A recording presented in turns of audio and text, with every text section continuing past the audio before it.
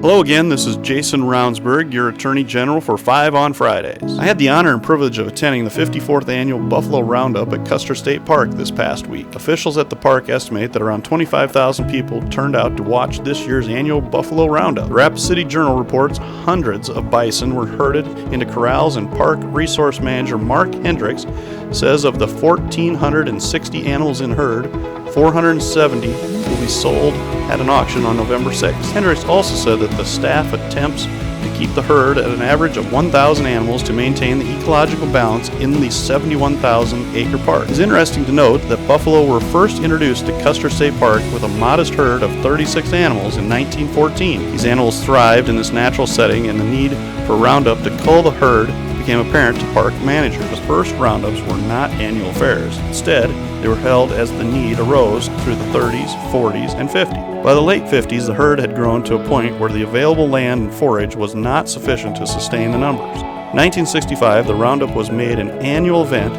and has been conducted every year since. This is an experience unlike any other you can observe in our great state.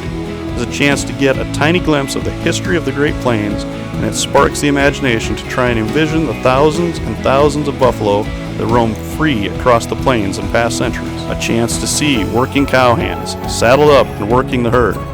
Basically, a chance to see South Dakota history come to life in a manner that becomes more distant from our modern lifestyle with every new innovation that is introduced into our society.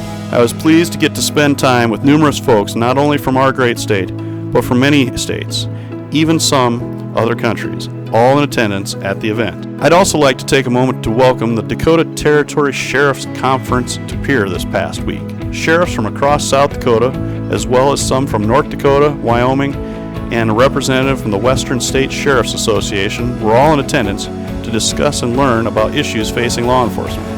Got the chance to welcome them to town and sit in on some of their discussion sessions, talking about their concerns for the upcoming legislative session, funding issues, jail availability, presumptive probation, and more to keep South Dakota safe. I can never thank these hardworking professionals enough for all they do for our state and for all of our citizens. Thank you again. I hope to see you next week. This is Jason Ravnsborg, your Attorney General for 5 on Fridays.